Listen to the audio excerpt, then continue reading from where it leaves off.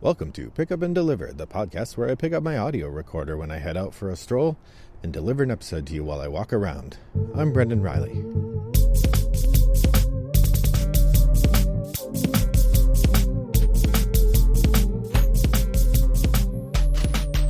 Well, good evening, listener. It is Tuesday evening, May 19th.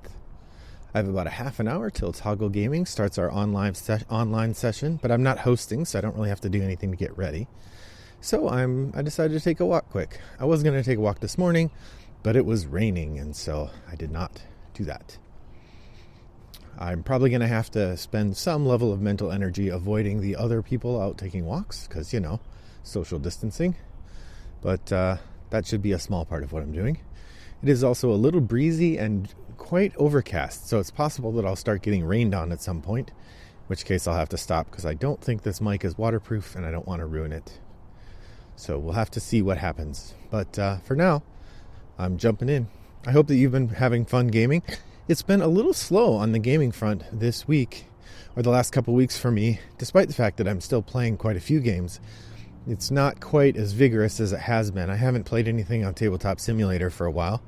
And it feels like the groups I've been connected with haven't been as active. But I'm going to try to get something played tonight after Cartographers. So hopefully that will happen. But I had an experience during one of my asynchronous games this week that I wanted to talk about, that I thought gave a nice opportunity for me to chat with you about an idea. And that's the idea of snatching victory. If you have ever heard the phrase, he snatched victory from the jaws of defeat, I think it's a military phrase usually used to describe a military maneuver in which someone is about to lose and then they gain victory. Or I think probably a similar effect for people in sports. And I've been thinking about games where this could happen to me, because I had two games that ended yesterday in which this happened. One of these was a game of Through the Ages, in which it was the rare case where I was winning, but I suspected a problem would occur, and sure enough it did, which is that I was not set up to maintain a military co-equality with my opponent. So I was actually ahead. I think at the highest I was ahead about 145 to 102 or so, going into the third age, but I fell behind on military, and then my opponent went to war with me twice over culture and stole my points.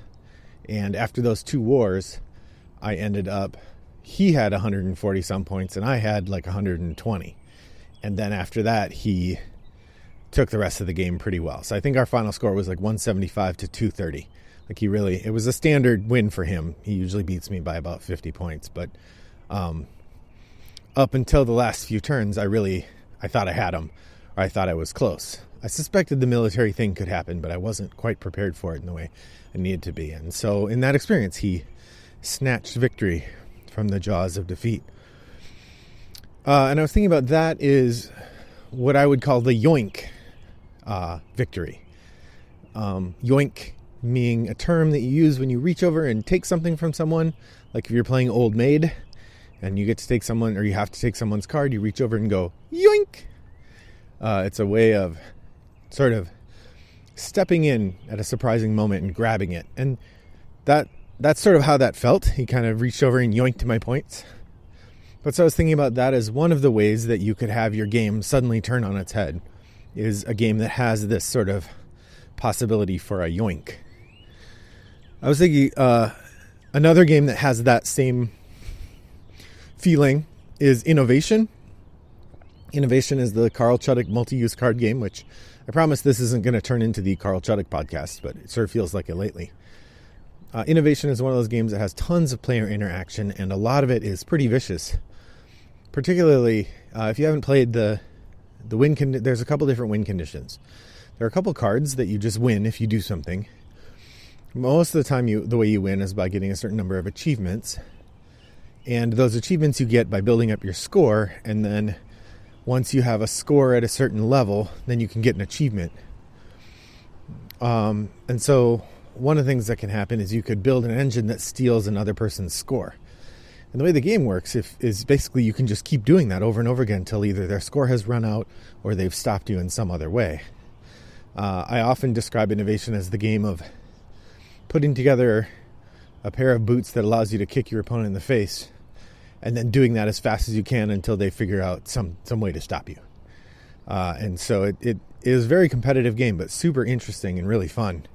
But in that regard, often you could feel like you're in the lead, and then suddenly somebody gets a good combo and they just blam, blam, blam, blam, blam.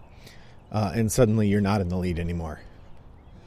You know, the other game that allows you to do that, Glory to Rome, also has a couple things that allow you to just take stuff other people have made.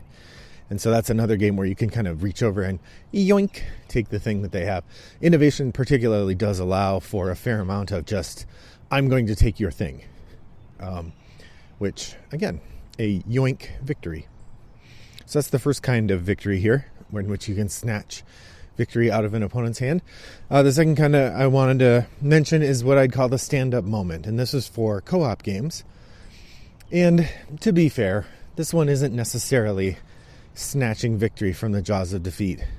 But I think both of the situations I'm going to describe here have that experience. In Gloomhaven, the place where that happens is really the clock mechanism that you run out of time in the game.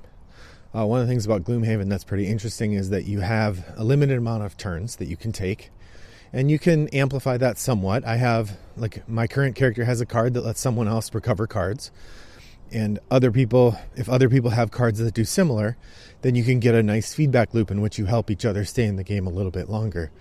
And that can be a really powerful mechanism if you get multiple people doing it. But it's also inevitable that you will eventually run out of cards, and then the game ends.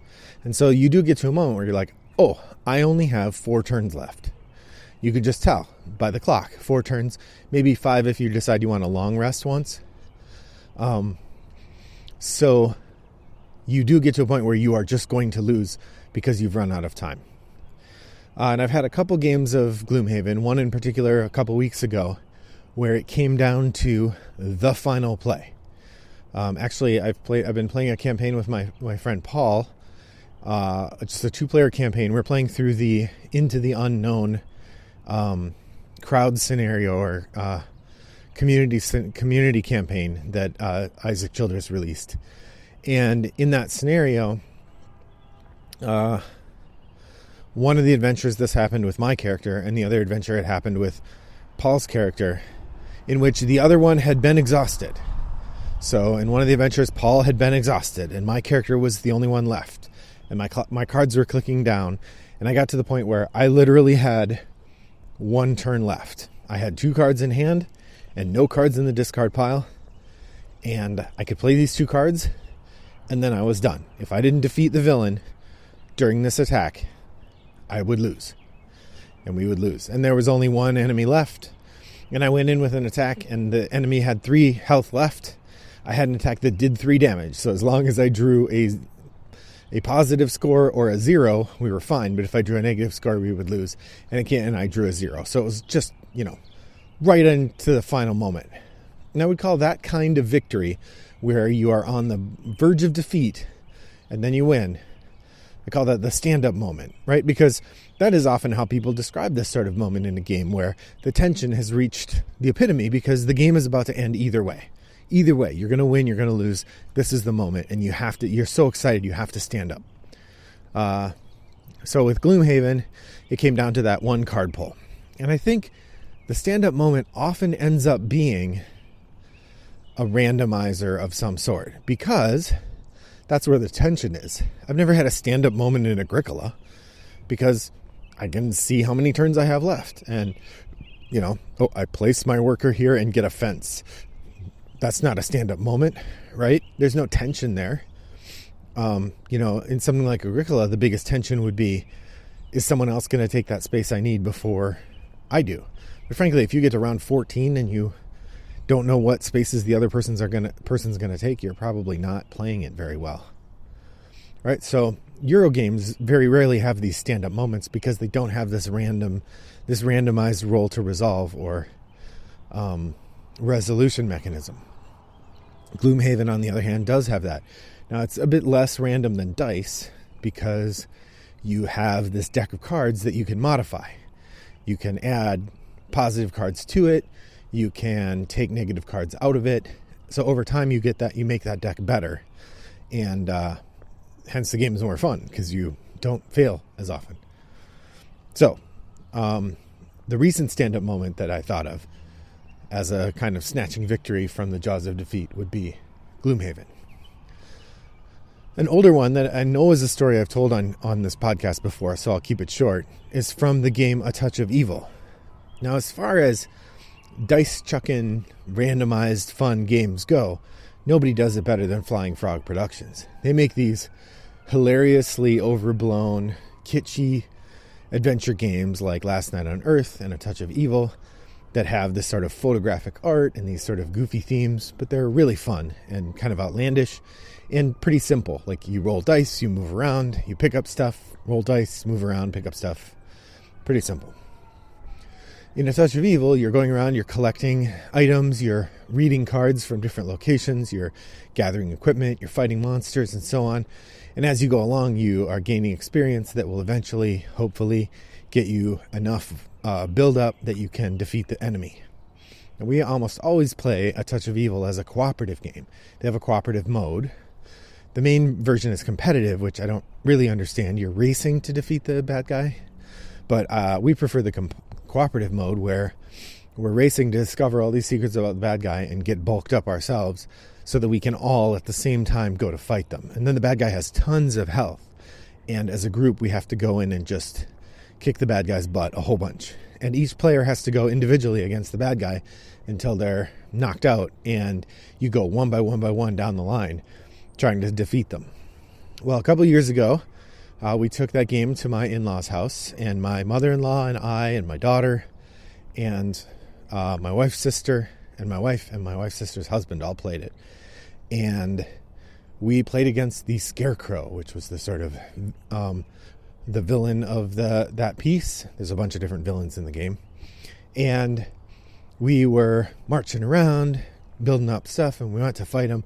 And the fight was epic. Like, we just, one by one, we're rolling dice, we're putting hits on the Scarecrow, we're taking hits ourselves, and the game is going on, and the game took like 5 hours. It was past midnight when we were finishing, when we finally went up against the Scarecrow, and just one by one, the heroes gave the Scarecrow some damage and then fell, until finally there was just one person left, my brother-in-law Karma, and he went up against the Scarecrow, and he fought him, and the Scarecrow hit him some, and he hit the Scarecrow some, and back and forth they go until finally it gets down to the point where the Scarecrow has been doing 2 or 3 damage each round, and it's likely that the Scarecrow will do 2 more damage this round, and if my brother-in-law takes 2 more damage, we're done.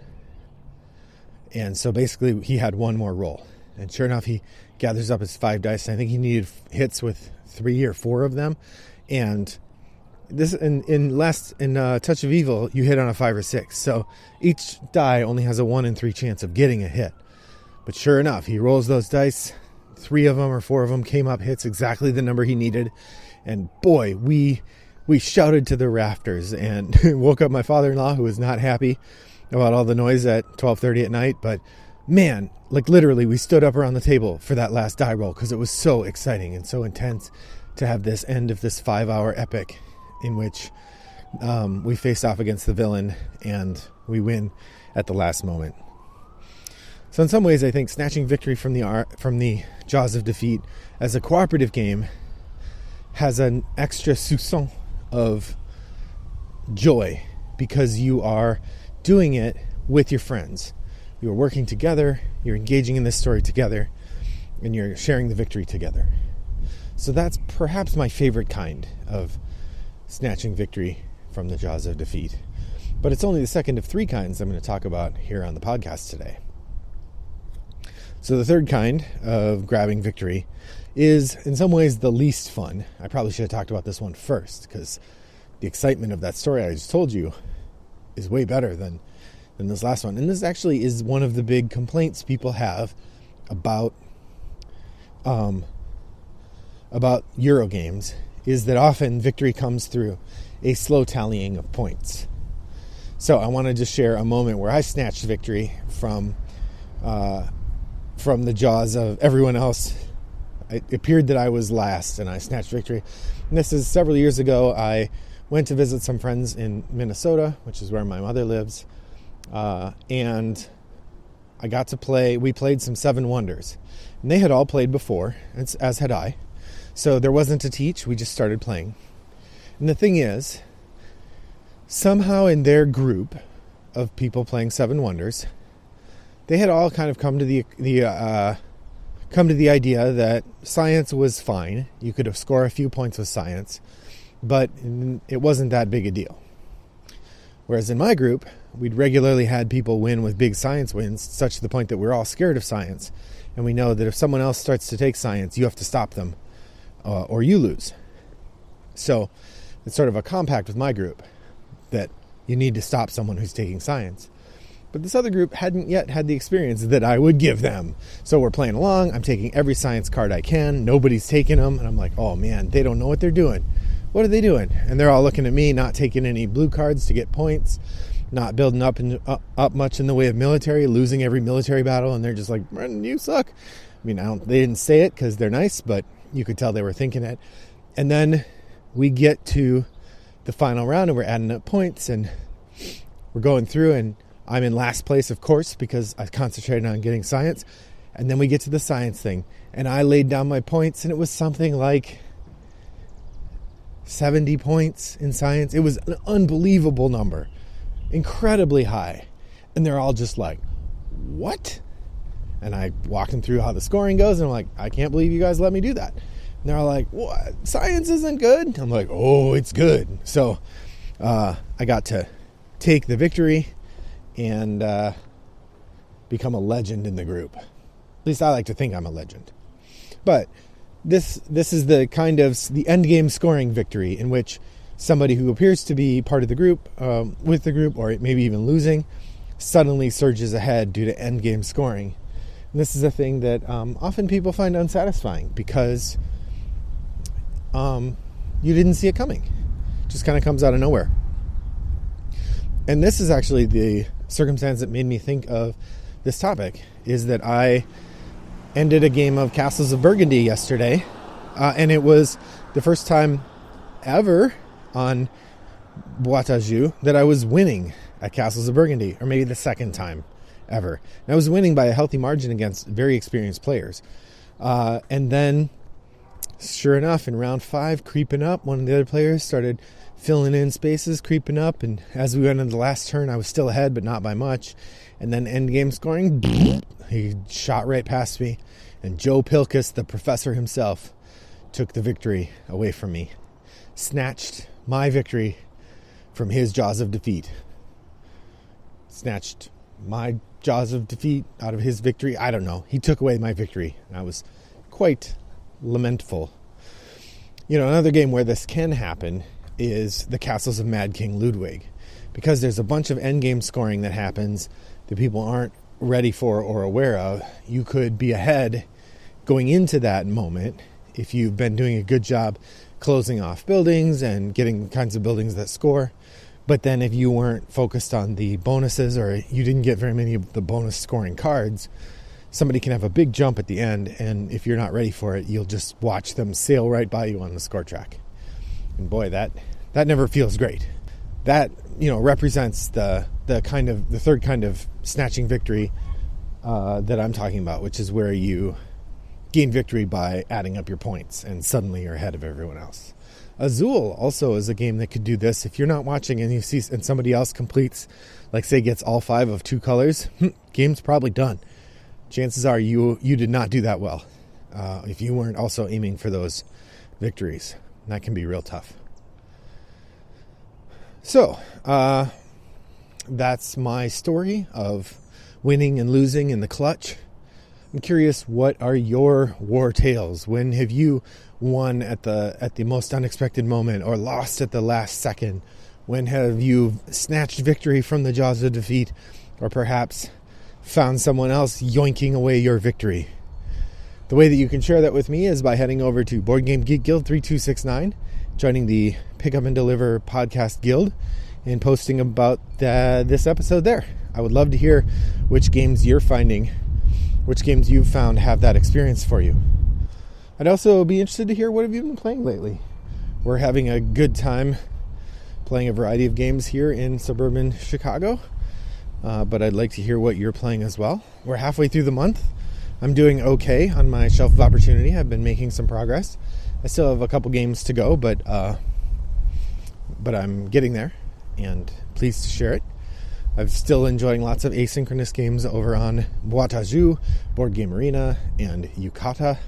In all three, my username is Wombat929, which is the same username I use on Board Game Geek, so it's easy to connect with me there. Just send me an invite to a game. If I don't know how to play it, I'll watch a rules video and you can kick my butt, because I won't know what I'm doing. But it'll be fun, and we'll get to know each other a little bit through those little asynchronous messages you can leave. Or come by the guild and post there. I tend to keep an eye on things there pretty carefully. Well, that's about it for me today. Just made it home with only the barest of rain sprinkles on my head, and some joy in my heart from getting to talk to you. So I hope that you are staying safe and healthy, and that this has cheered your day a little bit, and I look forward to next time you join me. And until then, I hope that your next walk is as pleasant as mine was. Thanks for joining me. Bye-bye.